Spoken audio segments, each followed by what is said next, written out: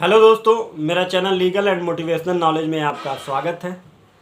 दोस्तों, आज हम समझेंगे कि दंड प्रक्रिया संहिता के अंतर्गत संज्ञेय अपराध और असंज्ञेय अपराध में क्या अंतर होता है, यानी what is the difference between the cognizable offence and non cognizable offence under the CRPC। तो दोस्तों, आइए सबसे पहले हम समझते हैं कि संज्ञेय अपराध क्या होता है। दोस्तों, संज्ञेय अपराध की जो परिभाषा है वो CRPC के सेक्शन 2C में दिया गया है। दोस्तों, अगर हम आसान भाषा में बोलें तो हर गंभीर अपराध संज्ञेय अपराध होता है, यानी हर गंभीर किस्म का अपराध वो संज्ञेय अपराध की श्रेणी में आता है।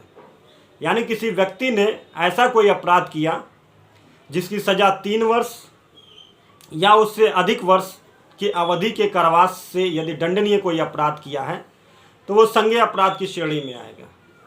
यानी किसी व्यक्ति ने कोई ऐसा अपराध कर दिया जिसकी सज़ा 3 वर्ष हो, 4 वर्ष हो, 5 वर्ष हो, यानी 3 वर्ष से अधिक होनी चाहिए या 3 वर्ष होनी चाहिए। यानी किसी ने ऐसा अपराध किया जिसकी सज़ा 3 वर्ष या 3 वर्ष से अधिक है तो वो संज्ञेय अपराध की श्रेणी में आएगा। जैसे आपने कोई ऐसा अपराध कर दिया, जैसे मान लीजिए आपने हत्या कर दिया, लूट कर दिया, बलात्कार कर दिया, डकैती कर दी, तो ये सब जितने भी अपराध होते हैं इसकी जो सज़ा होती है वो 3 वर्ष या 3 वर्ष से ज़्यादा की होती है। तो ऐसे सभी अपराध जिसकी सज़ा 3 वर्ष हो या 3 वर्ष से ज़्यादा है तो वो संज्ञेय अपराध की श्रेणी में आएगा। दोस्तों, संज्ञेय अपराध में पुलिस के पास ये पावर होता है। यदि कोई अपराध संज्ञेय अपराध है तो पुलिस के पास ये पावर होता है कि वो बिना वारंट के और बिना मजिस्ट्रेट के आदेश के आपको गिरफ्तार कर सकता है।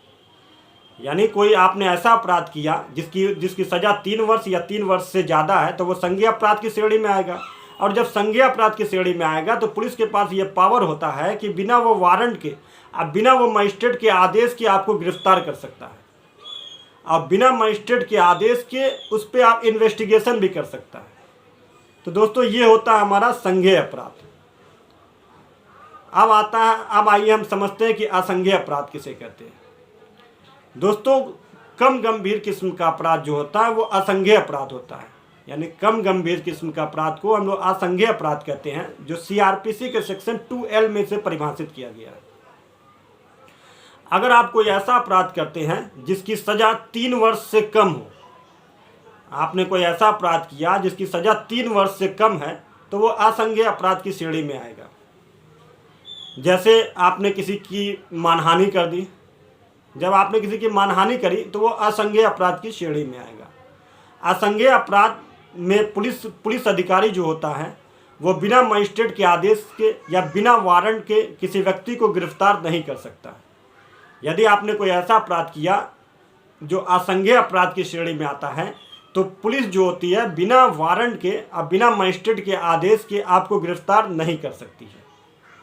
लेकिन अगर कोई आपने असंज्ञेय अपराध किया और पुलिस के समक्ष किया, यानी किसी पुलिस अधिकारी के सामने आपने कोई असंज्ञेय अपराध कर दिया है, तो पुलिस अधिकारी यदि आपसे आपका नाम पता यानी नाम और निवास स्थान पूछता है और आप उसको नहीं बताते हैं तब वो आपको बिना वारंट के भी गिरफ्तार कर सकती है, केवल ये जानने के लिए, यह निश्चित करने के लिए कि आपका नाम पता क्या है।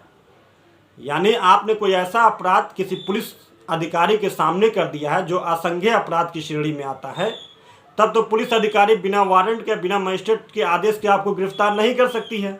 लेकिन यदि पुलिस अधिकारी आपसे आपका नाम और निवास स्थान पूछता है और आप उसको नहीं बताते हैं तो पुलिस अधिकारी आपको उस वक्त गिरफ्तार कर सकता है, आपका नाम और निवास स्थान निश्चित करने के लिए। तो दोस्तों, ये होता असंज्ञेय अपराध। दोस्तों, आप लोग CRPC का फर्स्ट शेड्यूल यानी दंड प्रक्रिया संहिता की प्रथम अनुसूची में अगर आप देखेंगे तो संज्ञेय अपराध और असंज्ञेय अपराध को उसमें पहले ही दर्शा दिया गया है कि कौन सा अपराध संज्ञेय अपराध है और कौन सा अपराध असंज्ञेय अपराध है। तो दोस्तों, आपने संज्ञेय अपराध और असंज्ञेय अपराध आप समझ गए होंगे। संज्ञेय अपराध हर गंभीर अपराध को हम लोग संज्ञेय अपराध कहते हैं।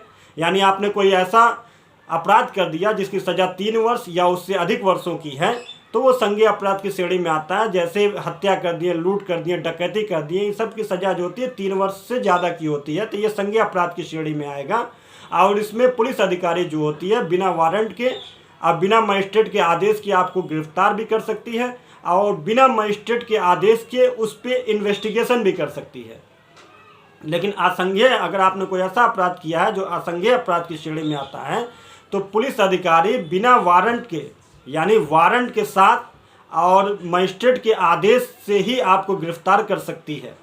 और ये सीआरपीसी के फर्स्ट शेड्यूल में दंड प्रक्रिया संहिता के प्रथम अनुसूची में अगर आप देखेंगे तो संज्ञेय अपराध और असंज्ञेय अपराध को पहले ही उसमें दर्शा दिया गया है कि कौन सा अपराध संज्ञेय अपराध है और कौन सा अपराध असंज्ञेय अपराध है। तो दोस्तों, हमने संज्ञेय अपराध और असंज्ञेय अपराध के बारे में आपको बता दिया है। अगर आपको मेरा वीडियो ये पसंद आए तो आप मेरे चैनल को लाइक, सब्सक्राइब और बेल आइकन बजाना ना भूलें। बहुत बहुत शुक्रिया दोस्तों, बहुत बहुत थैंक यू, धन्यवाद।